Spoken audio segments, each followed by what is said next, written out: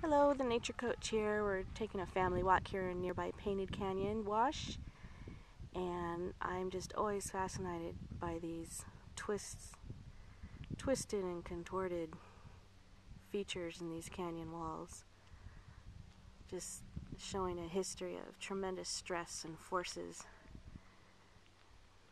that these rocks and minerals have been put under. And it's so beautiful. Look at this canyon. So it's kind of a neat reminder that even during those creativity zappers, when you're under a lot of stress and a lot of outside forces, dig deep, let it brew, let it shape you, and something beautiful can be created from that.